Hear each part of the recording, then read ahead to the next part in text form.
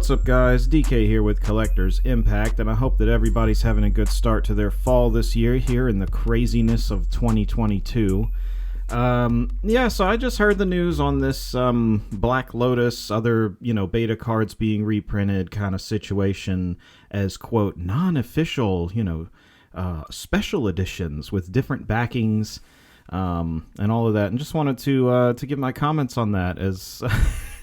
why not? So, so for those of you who may not know, my history with Magic the Gathering goes back quite a long way. I started playing it in 1995, technically, and then I really got competitive with it in like 1999, year 2000. But obviously, as a collector from 1995, Beta and Alpha and Unlimited and, the Four Horsemen sets of Arabian Nights, Antiquities, Legends in the Dark, those were pretty prevalent in 1995. And then, of course, so was Fallen Empires, Homelands, and Ice Age, but we won't talk about that. But anyway, so back in 1993, Wizards of the Coast released a collector edition and international collector's edition versions of the beta set, which was basically a reprinting of the beta cards, but with square corners and gold backs. And this 30th anniversary kit is very much an homage to that original collector's edition style, except for the original collector edition came in a complete box where it had every card already just prepackaged in the box. So when you were buying that, you were buying the complete set of beta with square corners and gold backs. This, however, is going to have 4 booster packs with randomized card placement. At least that's what it's seeming like right now. I will repeat that, 4 15-card booster packs for $1,000. Yeah, I know every one of you is like breaking down the door to lining up to get that. My God, $1,000 for non-tournament legal tokens, essentially, with different backs. So, yeah, I mean, there's a lot to say about it, but also not at the same time. So I'm just gonna go ahead and ramble, and hopefully you enjoy this. So first off, the utility of the cards. For those of you who may not be aware, I don't know, I'm sure that everyone is, but like Vintage is pretty much the only format that still allows the original Power 9 cards to be used, with the exception of Time Twister in Commander. There may be some other formats and things that allow some, but as far as I'm aware, off the top of my head, I think that's really about it. You can use Time Twister in Commander, and everything else is banned. So from a utility standpoint, unless you're a Vintage player, which I kind of like to categorize myself as a Vintage player just because I've been around that long and still have a lot of the old cards and do like that format, though it's too competitive for me these days. I'm much more of a casual Commander style of player at this point in my life. But anyway, back on topic here. The cards themselves, you can't really utilize them very much. So they're pretty much going to be a collector piece, at least when it comes to the Power 9. There will be dual lands. There will be all of that kind of fun stuff from the beta series. I'm pretty sure that, this was just announced today, so do forgive me if details change, but it sounds like the beta cards is what they're going for. They've removed a few, the quote problematic ones like Crusade and things like that, as well as a few others that use anti like Contract from Below and Demonic Attorney. So pretty much you're paying $1,000 for 4 packs of beta, essentially. And they haven't really given much detail in terms of, like, is it collector pack style where you can get multiple rares? They did announce there's no mythic rares, so there's only a rare slot. But if they really did reprint the entire beta set minus 7 cards or so, I mean, there's some really bad rares in the original beta. There's like those trace cards. What are they called? I don't even remember their names off the top of my head, but they cost like 1 mana of each color, and they can change a permanent into that color. If you pay $250 for a pack and that's your rare and it's not even tournament legal, I mean, that would be one of the most like feel bad moments that I can think of in recent like card game pack opening.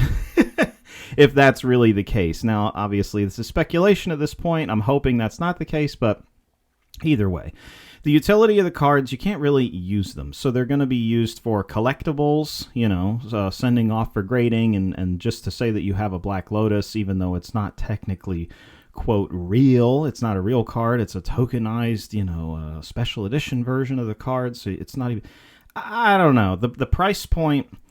We'll just go into that. So number 2, the price point is it just greed, or is it also strategic in other ways? So a lot of people are just going to say that it's just greed based. Oh, they know that these cards are worth a lot of money, so they can get that amount of money for them, and it's purely greed based. Which that's pretty true. I'd say. I'd say in my head that's probably 50% of the reason. The other 50% is, of course, that they're reserve list cards. It's a very sore wound on a lot of the investor class, the big players in the space. I won't drop names, but you guys know who the bigger players are out there that collect lots of reserve list cards and stuff. If they started reprinting reserve list cards even in token form and they were actually affordable for the general public, I think that's where the majority of potential problems would arise from litigation and things of that nature. So I think that the price point, this is just my speculation again, not fact, it's just speculation, but I think that the price point was probably chosen to be whale style, very high, very unobtainable for the majority of people, just for that reason, to keep first off the secondary market high for the original reserve list cards, and to ensure that these reprints, even as tokens, will maintain a high price tag and they won't break the reserve list investment aspect of the original collectors, investors in that secondary market space. Now that leads me to another point, is obtainability. So for old fogies like me who have been playing since 1995, and some even older than that, which I'm not even that old, you guys. I was pretty young when I started playing, but I'm not even 40. But anyway, let's... So the thing is, they're not that obtainable for new players, right? So kind of the thing that I would like to see as a fan of this game and as someone that wants to see it continue through the generations is I personally want to see the younger audience, the newer audience that doesn't have a lot of money and a lot of influence in the world yet. People who are in high school, people who are in college, just starting out in their life and careers, giving them the opportunity to open these sorts of classic cards from Magic's history and actually be able to play with a Black Lotus or an Ancestral Recall. I'll fully admit that I had my time in the sun. I owned the Power 9. I played in those tournaments. I've used Black Lotus in real games, real Black Lotuses. It's a great experience. It really is. And having it not available for people to play around with, just for fun, I mean, you could always make the argument they can make a proxy on their own. You've got a printer. You can just print out the card and on a sticker and stick it on a common card, and there's your Black Lotus. It's essentially pretty similar.